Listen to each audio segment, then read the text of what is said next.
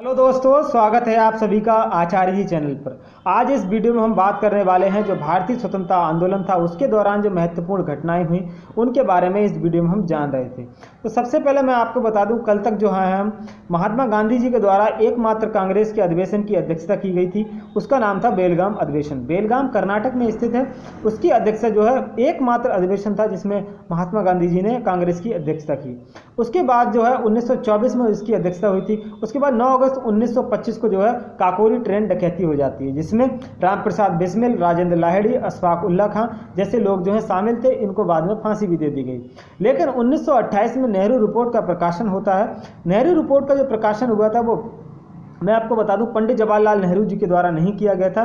Nehru report जो पंडित जवाहरलाल नेहरू के पिताजी थे मोतीलाल नेहरू, उन्होंने जो है इसको प्रकाशित किया था। इसके बाद होता यह है 1929 में जो है लाहौर अधिवेशन होता है। लाहौर में रावी नदी के तट पर पंडित जवाहरलाल नेहरू की अध्यक्षता में आधी रात 12 बजे, जो 31 दिसंबर 1929 को आधी रात 12 बजे इन्होंने रावी नदी के तट पर झंडा फहराया, भारतीय तिरंगा फहराया, जिसमें यह घोषणा की गई कि हम जो है पूर्ण स्वराज की मांग यहाँ पर रखी गई कि भारत को जो है जल्द से जल्द आज़ादी दिलाई जाए।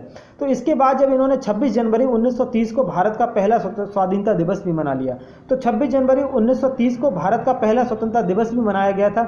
इसीलिए जब भारत आज़ाद हुआ 15 अगस्त 1947 को, उसके बाद जो भारत में गणतंत्र दिवस मनाया गया, संविधान को जो लागू किया गया वो 26 जनवरी को लागू करने का यही कारण था, क्योंकि भारत पहला स्वतंत्रता दिवस 26 जनवरी 1930 में मना चुका था। इसीलिए जो है 26 जनवरी 1950 को भारतीय संविधान लागू किया गया था।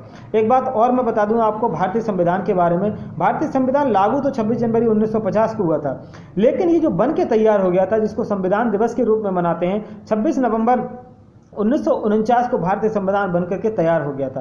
तो क्वेश्चन ये पूछा जाता है कि भारतीय संविधान कब बन के तैयार हुआ, तो 26 नवंबर 1949 को ये बन के तैयार हो गया था। तो इसी दिन जो है भारत में संविधान दिवस, कॉन्स्टिट्यूशन डे भी मनाया जाता है। इसके अलावा मैं आपको बताऊं, इसके बाद जो है 1930 में महात्मा गांधी जी ने क्या किया, सविनय अवज्ञा आंदोलन की शुरुआत कर दी। तो सविनय अवज्ञा आंदोलन में यह था कि सब तरीके की अंग्रेजों की जो आज्ञा थी उसकी अवहेलना करना था। इसमें महात्मा गांधी जी ने 12 मार्च 1930 को साबरमती से लेकर के दांडी तक 6 अप्रैल 1930 तक जो है लगभग 22 दिनों तक जो है 374 किलोमीटर तक की जो है यात्रा की। साबरमती से दांडी तक जाकर के महात्मा गांधी जी ने नमक कानून को तोड़ा और वहां जाकर के जो है अंग्रेजों को बता दिया कि हम आपकी आज्ञा नहीं मानने वाले हैं। इसके बाद जो है उस वक्त जो वायसराय थे इरविन थे, तो इरविन ने जो है महात्मा गांधी जी से गांधी इरविन पैक्ट होता है, तो गांधी इरविन पैक्ट को ही दिल्ली समझौता के नाम से जाना जाता है। 1931 में गांधी इरविन समझौता हुआ। देखो, ब्रिटेन में जो है गोलमेज सम्मेलनों का आयोजन हो रहा था। पहली गोलमेज सम्मेलन 1930 में आयोजन हुआ। भारत की तरफ से कांग्रेस ने इसमें भाग नहीं लिया था। लेकिन जब गांधी इरविन पैक्ट हुआ तो गांधी ने, जो इरविन थे, उन्होंने ये शर्त रखी कि आपको जो है गोलमेज सम्मेलन में भाग लेना होगा। तो महात्मा गांधी जी दूसरे गोलमेज सम्मेलन में जाते हैं। वहाँ जो है इनको अधरंगा फकीर भी कहा गया था, क्योंकि महात्मा गांधी एक धोती पहन के चले गए थे, ठंड का मौसम था वहाँ पर, तो जो है इनको अर्धनंगा फकीर वहाँ के लोगों ने कहा था। राउंड टेबल कॉन्फ्रेंस हुई थी सेकंड वाली। उसके बाद इसके बाद जो है आज़ादी के लेकर के जो अंग्रेज थे उन्होंने कोई काम नहीं किया। तब जो है महात्मा गांधी जी ने और कांग्रेस ने जो है तीसरी जो गोलमेज सम्मेलन थी उसका बहिष्कार किया।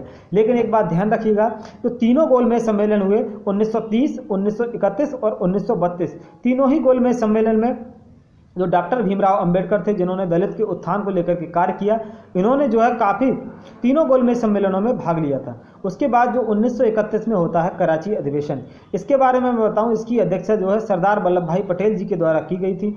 इसमें जो है पूर्ण जो मौलिक अधिकार हैं, भारत में जो संविधान में हमको मौलिक अधिकार मिले हुए हैं, मौलिक अधिकारों की मांग जो है 1931 के कराची अधिवेशन में की गई थी।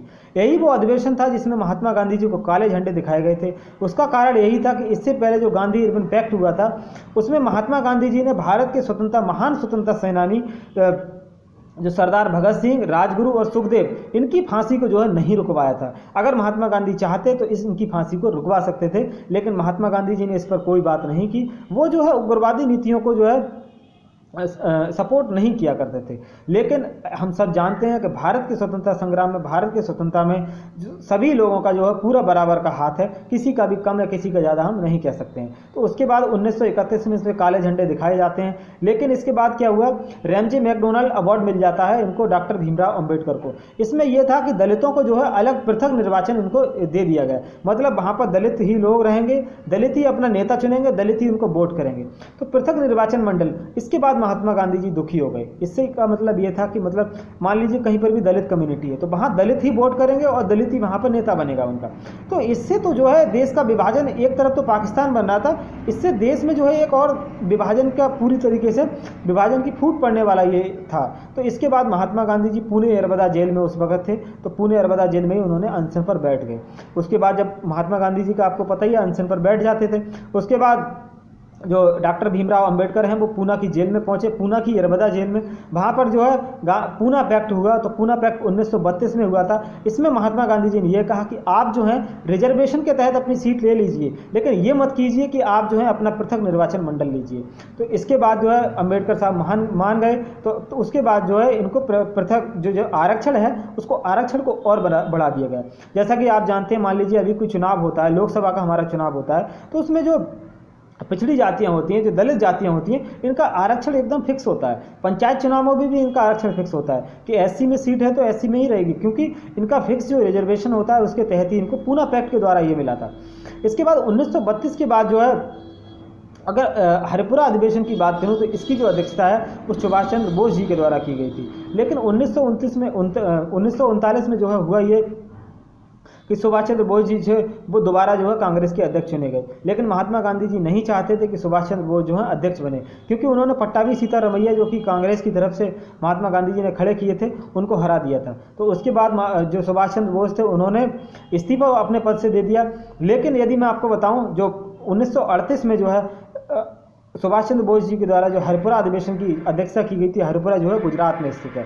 1938 में सुभाष चंद्र बोस ने फॉरवर्ड ब्लॉक की स्थापना की। उसके बाद जो है सुभाष चंद्र बोस आगे जो है 1943 में जो है इन्होंने आज़ाद हिंद फौज की कमान संभाली थी। आज़ाद हिंद फौज की स्थापना सुभाष चंद्र बोस जी के द्वारा नहीं की गई थी, आप ध्यान रखिएगा। इसकी जो स्थापना रास बिहारी बोस के द्वारा की गई थी। तो दोस्तों ये था हमारा स्टार्टिंग, जो कराची जो हमारा लाहौर अधिवेशन है वहाँ से लेकर के 1942 तक। अभी हम इसके बाद भारत छोड़ो आंदोलन भी पढ़ने वाले हैं, तो मैंने आपको इतना बता दिया। अब तक के लिए दोस्तों इतना ही काफ़ी है, अगली वीडियो में बात करेंगे इसके बारे में। तब तक के लिए थैंक यू दोस्तों, goodbye and have a nice day.